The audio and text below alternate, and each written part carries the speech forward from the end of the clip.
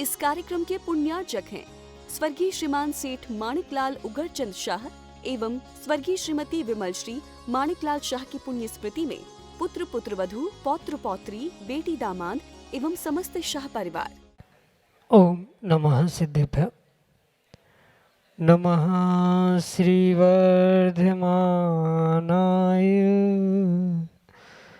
निर्धूत कलिलात्मने सालोकानां त्रिलोकानां यद्विद्यादर्पणायते यद्विद्यादर्पणायते। पंच परमेष्टि भगवान की परम पूज्य आचार्य भगवंत गुरुवर विशुद्ध सागर जी मुनि महाराज जी की परम पूज्य मुनि श्री सुप्रभ सागर जी महाराज जी की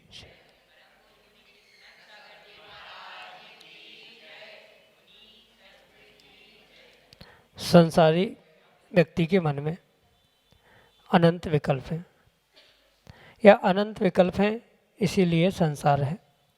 और उस संसार से मुक्त होना है तो सबसे पहले अपने विकल्पों को समीचीनता प्रदान करने की आवश्यकता है, क्योंकि विकल्प यदि समीचीन है और उस समीचीन विकल्प का पुण्योदय से जब हमें सम्यक समाधान किसी निर्ग्रंथ गुरु से प्राप्त हो जाता है तो वही अनंत संसार हमारे लिए जो विकल्प अनंत संसार का कारण बन रहा था वही अनंत सुख का साधन बन जाता है। ऐसे उस अनंत सुख की प्राप्ति का वह एकमात्र कार्यकारी उपाय समीचीन विकल्पों का सम्यक समाधान, जो कि हम सभी प्रतिदिन आगम के परिप्रेक्ष्य में परम पूज्य मुनि श्री सुप्रभ सागर जी महाराज के मुखारविंद से प्राप्त कर रहे हैं। विकल्प कैसा भी हो सकता है, विकल्प सामान्य भी हो सकता है, विकल्प विशेष भी हो सकता है, विकल्प आगमिक भी हो सकता है, विकल्प आध्यात्मिक भी हो सकता है। लेकिन जब उसका सम्यक समाधान हमें प्राप्त होता है तो निश्चित ही वह हमें आत्मिक शांति को देने वाला होता है। प्रारंभ करते हैं उस आत्मिक सुख की प्राप्ति का वह कार्यकारी उपाय समीचीन विकल्पों का सम्यक समाधान। और आज के पहले विकल्प के लिए ललितपुर उत्तर प्रदेश से डॉक्टर सुनील जैन संचय परम पूज्य मुनिश्री के श्री चरणों में सपरिवार कोटि कोटि नमोस्तु निवेदित करते हुए अपना समीचीन विकल्प रख रहे हैं कि महाराज जी रक्षाबंधन कैसे मनाएं एवं इस वर्ष रक्षाबंधन कौन सी तारीख में मनाएं। क्या पिच्छी पर मंदिर के दरवाजे आदि पर राखी बांधना आगम के परिप्रेक्ष्य में उचित है? हमारे समीचीन विकल्प का सम्यक समाधान करने की अनुकंपा करें। नमोस्तु महाराज जी, नमोस्तु। ओम नमः सिद्धम। परम पूज्य आचार्य भगवान गुरुवर विशुद्ध सागर जी महाराज की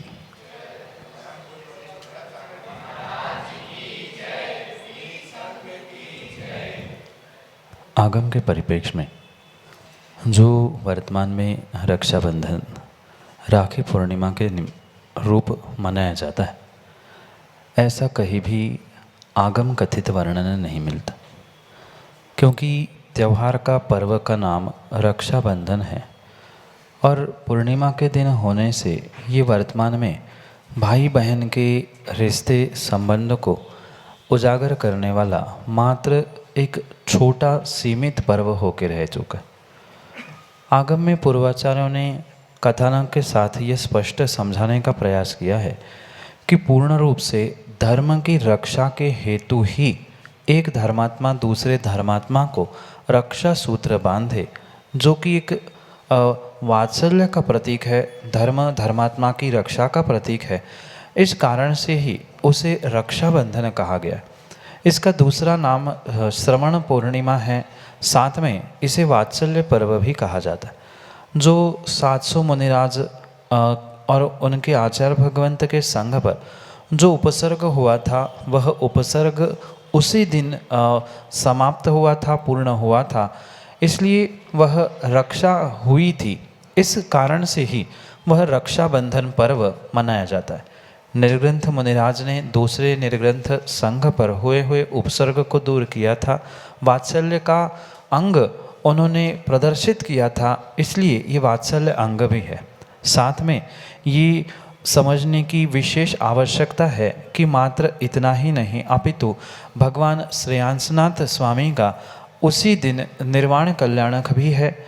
इन तीनों बातों को एक साथ लेते हुए ये रक्षाबंधन पर्व मनाने की आगम में परंपरा और कथानक प्राप्त होता है। भले ही यह त्रैकालिक पर्व नहीं है, पर तात्कालिक इन सभी घटनाओं को लेते हुए इन पर्व को उसी प्रकार से मनाने की आवश्यकता है। क्योंकि 700 मुनिराजों के 7 दिन बाद जो निर्विघ्न निरंतर आहार हुए थे, जिन घरों में आहार हुए थे, जिन धर्मात्माओं ने उनकी रक्षा की थी, उनकी रक्षा करने के लिए उनकी कलाई पे, उनके हाथों पर वह रक्षा सूत्र बांधते हुए धर्म की रक्षा का संकल्प लिया गया था। इसलिए ये वास्तव में रक्षा सूत्र या रक्षा बंधन पर्व ऐसा कहने में और प्रचलन में आता है। पर वर्तमान में जो भाई बहन के संबंधों को लेकर मात्र बहन अपने भाई के कलाई पे राखी बांधे, इतना ही सीमित इसका दायरा नहीं है। ये बहुत बड़ा धर्म का और धर्मात्माओं का, धर्म की रक्षा का एक बहुत महान पर्व है। और बिल्कुल उसी प्रकार से ही एक धर्मात्मा दूसरे धर्मात्मा के, चाहे वह भाई बहन हो नहीं हो, माता पिता हो, पति पत्नी हो या कोई भी हो, वह धर्मात्मा के कलाई पर रक्षा सूत्र बांधना ये इसकी मुख्यता है। वर्तमान में मुनिराजों के पिछियों पे राखियों को बांधना, उस रक्षा सूत्र को बांधना, मंदिर के टेबल, दरवाजे, गेट आदि पर ये सूत्र बांधना, ये कहीं भी किसी पर प्रकार से आगमोक्त क्रिया नहीं है। निर्ग्रंथ मुनिराज स्वयं वीतरागी है, वीतरागी पूर्ण रूप से बनने का पुरुषार्थ कर रहे हैं और उनके उस पिच्छी पर राखी बांधना ये किसी भी प्रकार से उचित नहीं है, क्योंकि वे श्रावक नहीं हैं, निर्ग्रंथ बन चुके वीतरागी बन रहे हैं।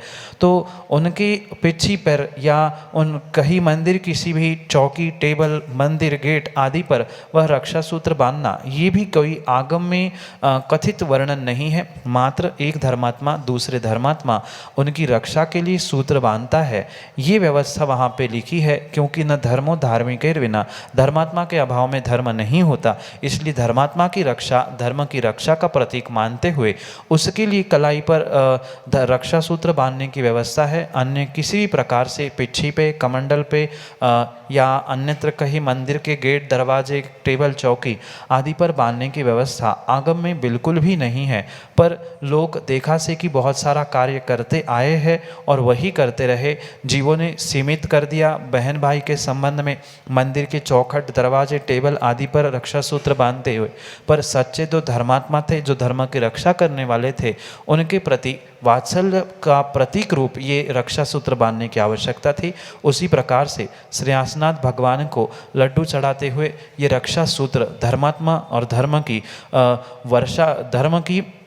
रक्षा के लिए ये मनाने की आवश्यकता है। भले ही वर्तमान में इस वर्ष में ये जो पर्व मनाया जाएगा, लगभग सभी स्थानों पर 11 तारीख को ये पर्व मनाया जा रहा है, क्योंकि जो पूर्णिमा पूर्ण दिन की चाहिए थी वह तिथि और ज्योतिष की अपेक्षा से पूर्णता से ना होने के कारण वहाँ चतुर्दशी के ही आधे दिन, जब तक वह चतुर्दशी के बाद ये पूर्णिमासी आदि लगेगी, वहाँ से यानी 11 ही तारीख को हम रक्षाबंधन का या श्रवण पूर्णिमा का, राखी पूर्णिमा का त्यौहार मनाएं, उसमें कोई भी दोष नहीं। क्योंकि जब किसी तिथि का क्षय होता है तो उसके आगे या पीछे उसको मना सकते हैं। इसलिए हम 11 तारीख को ही लगभग पूरे भारतवर्ष में इस रक्षाबंधन को मना रहे हैं। तो सभी उसी तारीख में, उसी तिथि को रक्षाबंधन मानते हुए मनाएं, उसमें कोई दोष नहीं। यही आपके लिए सम्यक समझ।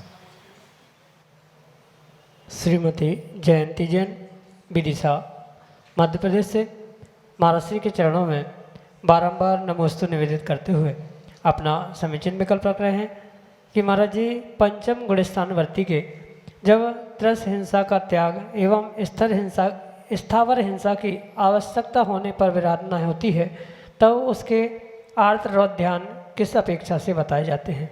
हमारे समीचीन विकल्प का सम्यक समाधान करने की अनुकंपा करें।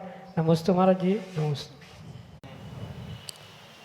पंचम गुणस्थानवर्ती जीव के आर्द्र रौद्र ध्यान होना पूर्ण रूप से संभव। भले ही उनकी कोई संकल्पी हिंसा नहीं है, त्रस जीवों की भी और स्थावर जीवों की भी वे संकल्पी हिंसा से भले ही दूर है, पर कथनचित जो हिंसा हो रही है उस हिंसा के निमित्त से ही नहीं अपितु अन्य भी आर्द्र रौद्र के भेद वहाँ समझने की आवश्यकता है। जो इष्ट वियोग, अनिष्ट संयोग, वेदना, पीड़ा, निदान आदि रूप जो आर्द्र ध्यान कहे गए हैं, वहाँ किसी भी प्रकार से हिंसा का प्रादुर्भाव हो ही ये ज़रूरी नहीं है।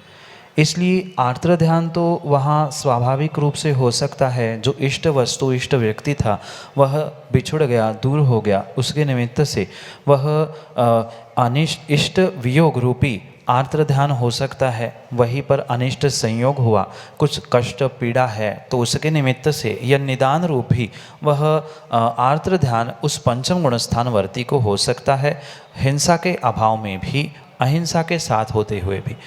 पुनः ये विषय समझना होगा रौद्र ध्यान के निमित्त से भी, क्योंकि रौद्र ध्यान मात्र हिंसा नंदी ही नहीं होता, अपितु परिग्रह नंदी भी रौद्र ध्यान माना गया है।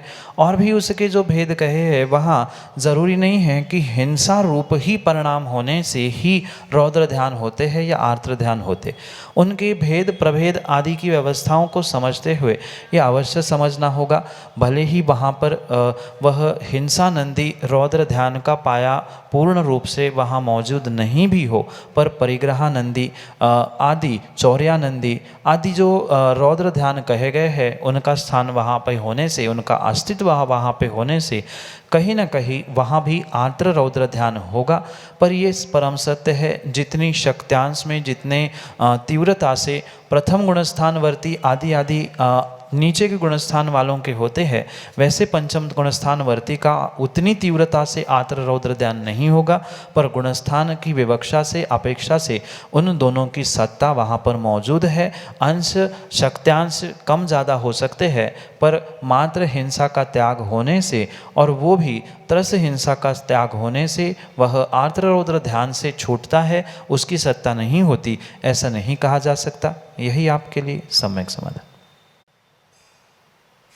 श्रीमती प्रियंका जैन, विदिशा, मध्य प्रदेश से अगले समिति में कल्प करें। नमोस्तु महाराज जी। महाराज जी, मेरी जिज्ञासा है कि धर्म का वास्तविक स्वरूप क्या है? कृपया मेरी जिज्ञासा का सम्यक समाधान बताने की कृपा करें। नमोस्तु महाराज जी। हमारे पूर्वाचार्यों ने धर्म को अनेक प्रकार से समझाने का प्रयास किया, क्योंकि किसी विशेष एक क्रिया को ही हम धर्म नहीं कह सकते। सामान्य रूप से अगर धर्म को हम समझे तो वस्तु का जो जैसा स्वभाव है, स्वरूप है, वही उसका धर्म है। जैसे अग्नि का उष्णता स्वभाव है, यही उसका धर्म है। जीव का ज्ञान दर्शन रूपी अहिंसा जो स्वभाव है, वही धर्म है। क्रिया की अपेक्षा से समझे तो वही चारित्र को भी आचार्य भगवंत धर्म कहते। इन सभी परिभाषाओं के साथ हमें विशेष बात ये समझनी होगी कि जैसे एक माँ होती है, जैसा सामने वाला भोजन खाने वाला या भोजन पसंद करने वाला होता है, माँ बिल्कुल उसको वैसा ही भोजन बना के देती। हमारे आचार्य भगवंतों ने भी जीवों के परिणाम, जीवों के स्थान, जीवों की परिणति, जीवों की अवस्था, इनको सबको समझते हुए धर्म को भिन्न भिन्न प्रकार से समझाने का प्रयास किया। वास्तविकता में तो धर्म जो है सो है, जैसा जिसका स्वभाव होता है वैसा है, पर अनेक अनेक स्थानों को, व्यक्तियों को, जीवों को, उनके परिणाम परिणति को देखकर समय समय पर कुछ अंशों में धर्म को और धर्म की परिभाषाओं को आचार्य भगवंतों ने समझाने का भिन्न भिन्न तरीके से प्रस्थापित करने का पुरुषार्थ किया। कभी आचार्य भगवंत चारित्र को धर्म कहते हैं, कभी सम्यक दर्शन को भी धर्म कहते हैं, श्रद्धान को धर्म कहते हैं। जो मिथ्या दृष्टि जीव है उसके लिए सम्यक को प्राप्त करना धर्म है। जिसने सम्यक दर्शन प्राप्त कर लिया है उसको आगे बढ़ने के लिए सम्यक चारित्र धर्म कहा है। वहीं पर सम्यक दर्शन, सम्यक चारित्र के अलावा भी जो अहिंसा है, जो आतंक हिंसा में डूबा है, उन जीवों के लिए पापों से बचने के लिए वहाँ अहिंसा को धर्म कहा है। इसलिए जहाँ जैसा व्यक्ति, जैसा स्थान, जैसी उसकी परिणति परिणाम मिलता है, उसको वैसा समझाने के लिए पूर्वाचार्यों ने धर्म का वैसा वैसा स्वरूप कहा। पर सामान्य रूप से वत्थु सहाओ धम्मो, यानी वस्तु का जो स्वभाव है उसे ही धर्म कहा। जीव का स्वभाव ज्ञान दर्शन है, वह धर्म है। वही अहिंसा रूप होने से अहिंसा को ही हम परमो धर्म मानते हैं। दया करुणा अहिंसा के लिए ही होती है, इसलिए उस अहिंसा को भी धर्म कहा। चारित्र को धर्म कहा। जो कुछ ही दिनों में आने वाले पर्युषण है उसमें भी हम 10 धर्म ही कहते हैं। तो ये 10 धर्म लक्षण की अपेक्षा से कहे हैं। जहाँ जैसी अपेक्षा, जहाँ जैसा सामने वाला मिलता है उसको वैसे उसकी भाषा में समझाने के लिए बहुत सारे प्रकार से धर्म की व्यवस्था की गई है। जो पूजा पाठ, अभिषेक, व्रत, तपस्या आदि भी की जाती है, ये भी क्रियारूप धर्म होता है। वह वास्तविक धर्म यानी अपने अहिंसा को, ज्ञान दर्शन को, स्वरूप को प्राप्त करने की एक साधन रूप क्रिया होने से उसे भी कथनचित धर्म कहा। इसलिए जो जैसा जहाँ पे है उसको वैसा समझाते हुए धर्म कहा। जिसने अभी तक धर्म जाना ही नहीं है उसको सबसे पहले अहिंसा धर्म कहा जाएगा। फिर उसको मंदिर में जाना, पूजा पाठ करना, अभिषेक करना, ये धर्म कहा जाएगा। जब वो धर्म की इन क्रियाओं से आगे बढ़ेगा तो उसके लिए स्वाध्याय धर्म कहा जाएगा। थोड़ा सा और आगे बढ़ा जाएगा तो तपस्या उसके लिए धर्म कही जाएगी। थोड़ा सा और आगे बढ़ेगा तो उसके लिए पूर्ण रूप से चारित्र यानी महाव्रत, अणुव्रत धर्म कहा जाएगा। जैसा जैसा व्यक्ति आगे आगे की कक्षाओं में पहुंचता है, पीछे पास आगे आगे पहुंचता है, ऐसे ही एक एक कक्षा पास करते हुए, एक एक परिभाषा को पार करते हुए धर्म की बहुत सारी परिभाषाओं को प्राप्त करना होगा। वास्तव में यही धर्म का सही स्वरूप है, जो कि आपके लिए सम्यक समाधान से। पर्व जैन, विदिशा, मध्य प्रदेश से अगले समीचीन विकल्प के लिए। नमोस्तु महाराष्ट्री। गुरुदेव, हम अपने मन से कैसे जीतें ताकि हम अपने उज्जवल भविष्य के लिए बहुत अच्छा कर सकें। गुरुदेव, कहा जाता है कि मैदान से हारा व्यक्ति फिर से जीत जाता है, परंतु मन से हारा व्यक्ति कभी नहीं जीत सकता। किसी भी कार्य में हमें जीतने के लिए सबसे पहले अपने भीतर उत्साह शक्ति भरने की आवश्यकता है, क्योंकि जो उत्साह शक्ति मन में होती है वो ही हमारे जीवन में प्रत्येक कार्य में जीत देने के लिए एक कार्यकारी उपाय हो सकती।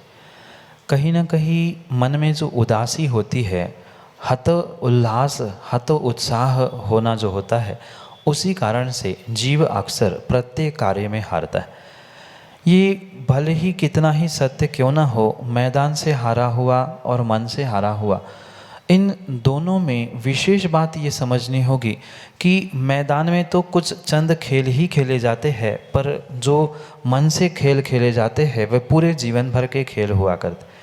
इसलिए भले ही 2-4 खेल में, 2-4 कार्यों में हमें असफलता मिले, पर ये निर्णय करने की आवश्यकता है कि हमारी असफलता ही आने वाले कार्य की सफलता का एक प्रतीक हो सकती है।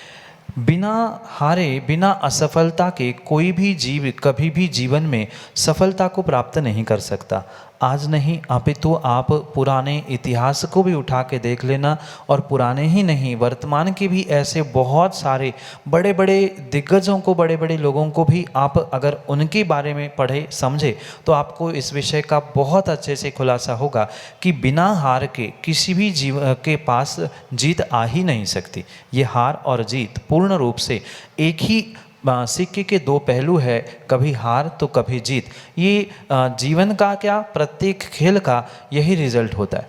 पर यह पक्का है वही जीवन में जीतता है जो जीतने के लिए तैयारी करता है, और जो हार से बचूं इसलिए तैयारी करता है वह हमेशा ही हार जाता है। ये अवश्य ध्यान रखें। इसलिए जब भी किसी भी कार्य की तैयारी करो, सफलता चाहते हैं तो हम सफल बनने का ही पुरुषार्थ करें, जीत के लिए ही पुरुषार्थ करें। हार से बचने का पुरुषार्थ करोगे तो कहीं ना कहीं मन की उदासी, कहीं ना कहीं वहाँ नेगेटिविटी होने के कारण से आप अक्सर हार से बचने का जो प्रयास करता है उसके साथ यही देखने में आता है वो हारता ही है, और जो जीतने के लिए तैयारी करता है वह हमेशा हमेशा ही जीतता है। इसलिए मन की तैयारी जीतने के लिए करे, तैयारी पूर्ण रूप से बेस्ट से बेस्ट यानी अच्छे से अच्छे के लिए करे। ठीक है, फिर क्वचित कदाचित पुण्य पाप का खेल के कारण पाप के उदय के निमित्त से जीत नहीं पाए या किसी भी प्रकार से सफल नहीं हो पाए, तो वहाँ हमें ये सोचना होगा कि उस समय की पुण्य के अभाव से ये कार्य हुआ है। पर हमें मन से हमेशा ही उत्साह के साथ और ऊर्जा के साथ, सेल्फ कॉन्फिडेंस के साथ काम करने की आवश्यकता है। जो मन से हारता है वह अपने सेल्फ कॉन्फिडेंस को, आत्मविश्वास को खो देता है। इसलिए भले ही वो मैदान में कितनी बार भी हारे, कितनी बार भी जीते, पर मन से जो हतोत्साह हो चुका है, उदासीन हो चुका है, वह कभी भी जीत नहीं सकता, क्योंकि उसके पास आत्मविश्वास, सेल्फ कॉन्फिडेंस नहीं होता। और जो मन में उत्साह लेते हुए आत्मविश्वास के साथ, सेल्फ कॉन्फिडेंस के साथ काम करता है, भले ही 1 नहीं, 4 नहीं, 10 बार भी वह हार जाए, पर फिर भी जीत उसे मिलना पूर्ण रूप से संभव होती है। एक चींटी की भांति वह कितना पुरुषार्थ करते हुए चढ़ती है, पुनः गिरती, पुनः चढ़ती, पुनः गिरती, पर उसके मन में उत्साह है, उसका मन निर्धारित है कि हमें ये कार्य करना ही है। इस कारण से वह मैदान में हारने के बाद भी, दीवार से कई बार गिरने के बाद भी पुनः चढ़ती है। ऐसा ही मन में उत्साह, आत्मविश्वास अगर लाएंगे तो नियम से हम मन से भी जीतेंगे और मैदान में भी जीतेंगे। इसलिए जीतने की तैयारी करो, हार से बचने की नहीं। यही आपके लिए सम्यक समझ। पारस जैन, विदिशा मध्य प्रदेश से, अगले समीचीन विकल्प के लिए। नमोस्तु महाराज जी, मेरा प्रश्न है कि कोई मुनि या आर्य का नमक का त्याग है और हम उनको नमक चला दें, उनको बिना बताए, तो क्या हमें इससे पाप लगेगा? कृपया कर इसका सम्यक समाधान देवें।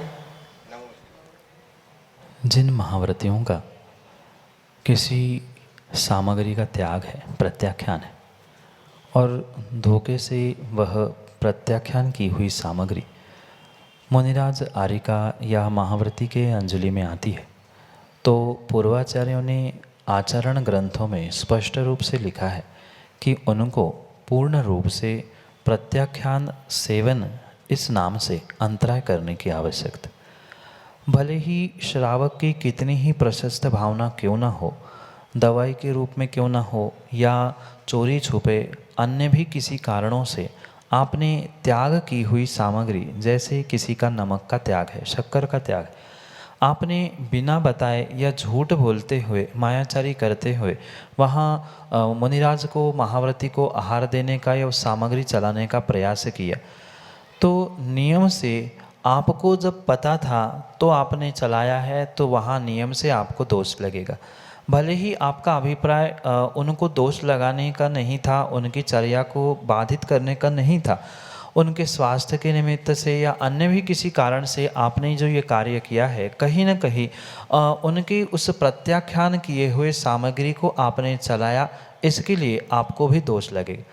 और उस निमित्त से माना कि मुनिराज को पता होने के बाद भी मुनिराज उसे ग्रहण कर रहे हैं, तो मुनिराज को भी दोष लगेगा, क्योंकि मैंने अभी कहा कि उनका प्रत्याख्यान सेवन का अंतराय हुआ करता है। प्रत्याख्यान त्याग, जो सामग्री त्याग की है, उस त्याग की हुई सामग्री का अनजाने में भी अगर सेवन होता है, तो कहीं ना कहीं पूर्ण रूप से मुनिराजों को अंतराय करना चाहिए, ऐसा आगम का विधान है। इसलिए उस प्रत्याख्यान सेवन के निमित्त से जो अंतराय होता है, वह पूर्ण रूप से अगर नहीं करते हैं तो कहीं ना कहीं मुनिराज भी दोषी है, और प्रत्याख्यान किए गए सामग्री को तो आपने चलाया है, उसमें के निमित्त से आपको भी दोष लगेगा। हाँ, उनका नियम अगर ऐसा है कि क्वचित कदाचित नमक आ जाए तो त्याग पहली बार में हमारा अंतराय नहीं करेंगे, या गुरु ने कुछ ऐसी विशेष बात कही है कि धोखे से आ जाए तो ले लेना, पर बुद्धिपूर्वक नहीं लेना, आदि जो कुछ भी विषय है वह गुरु शिष्य का विषय भिन्न हो सकता है। पर जब श्रावक को बोध है कि ऐसा नहीं करना है, उनका ऐसा त्याग है, तो किसी भी प्रकार से उन सामग्री को चलाते हुए उनकी चर्या में दोष लगाने का प्रयास नहीं करना चाहिए, क्योंकि मात्र एक ही सामग्री नहीं होती। औषधि के रूप में भी और भी बहुत सारे अल्टरनेटिव्स और भी बहुत सारे पर्यायवाची सामग्री होती है, जिसका प्रयोग करते हुए उस दवाई को या उस औषधि को उन तक आहार के माध्यम से हम पहुंचा सकते हैं। ये श्रावक का विवेक है, किस प्रकार से वह औषधि दवाई को बनाए। जो प्रत्याख्यान की हुई, त्याग की हुई वस्तु को किसी भी प्रकार से श्रावकों को देने का अधिकार नहीं है। अगर माना कि उनके गुरुओं ने, आचार्यों ने उनको छूट दी है, विषमता है, इतने दिन के लिए ले लेना, मेरी आज्ञा है, और फिर आपने चलाया है तो कोई दोष नहीं है। पर गुरु आज्ञा के बिना, मुनिराजों को या महाव्रतियों को पूछे बिना, उनकी आज्ञा से हमने अपने बुद्धि का प्रयोग करते हुए ऐसा कार्य किया है, तो नियम से आपको दोष लगेगा ही लगेगा। और वो भी जानकर अगर उसका सेवन कर रहे हैं, भले ही दुनिया को पता हो ना हो, पर नियम से उनको भी प्रत्याख्यान सेवन का दोष लगेगा। अंतराय नहीं किया, इसका भी दोष लगेगा। और आपने भी मन शुद्धि, वचन शुद्धि, काया शुद्धि कहते हुए, जानते हुए भी ऐसा कार्य किया है, तो कहीं ना कहीं आपको भी उसका दोष अवश्य लगेगा। यही आपके लिए सम्यक समाधान। जय जन बंधु, हम सभी लाभ ले रहे थे लोकप्रिय कार्यक्रम सम्यक समाधान का। प्रतिदिन ये कार्यक्रम 5:13 पे YouTube चैनल सुप्रभात के माध्यम से प्रसारित होता है, एवं ठीक शाम को 4 बजे आदिनाथ टीवी चैनल के माध्यम से भी यह कार्यक्रम का प्रसारण होता है। आप सभी लोग घर बैठे YouTube चैनल और आदिनाथ टीवी चैनल के माध्यम से सम्यक समाधान इस कार्यक्रम का लाभ ले सकते हैं।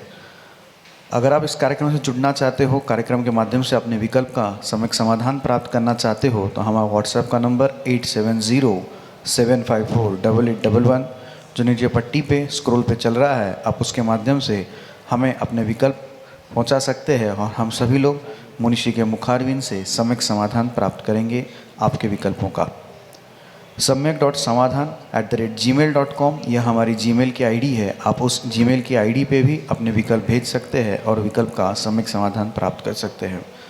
आने वाले पर्युषण पर्व में धर्मनगरी विदिशा में समय सारोपासक साधना संस्कार शिविर का आयोजन किया जा रहा है। आप सभी लोग इस साधना संस्कार शिविर में लाभ लेके अपने जो संस्कार है, अपनी जो साधना है, उसको आप गति दे सकते हैं। मुनिषी के सानिध्य में पूरे दिन भर के कार्यक्रम सुबह से लेकर शाम तक, सुबह ध्यान, योग एवं पूजा अभिषेक के बाद मुनिषी के प्रवचन पर विशेष प्रवचन, और दोपहर में एक विशेष क्लास 1:30 बजे से एवं 2:30 बजे से मोक्ष शास्त्र पे एक विशेष क्लास मुनिषी के द्वारा LED के माध्यम से आपको दी जाएगी। आप सभी लोग उस कार्यक्रम का लाभ लेते हुए अपने पर्युषण पर्व को अच्छी तरह से मना सकते हैं। और यह अधिक जानकारी के लिए आप नीचे पट्टी पे जो स्क्रॉल पे नंबर चल रहा है, उसके माध्यम से आप हम तक संपर्क कर सकते हैं। आज के लिए इतना ही। मुनिषी के चरणों में कोटिशा नमोस्तु करते हुए आज के सम्यक समाधान कार्यक्रम को यही पे विराम देते हैं। नमोस्तु नमोस्तु नमोस्तु। इस कार्यक्रम के पुण्यार्जक थे स्वर्गीय श्रीमान सेठ माणिकलाल उगरचंद शाह एवं स्वर्गीय श्रीमती विमल श्री माणिकलाल शाह की पुण्य स्मृति में पुत्र पुत्रवधू, पौत्र पौत्री, बेटी दामाद एवं समस्त शाह परिवार।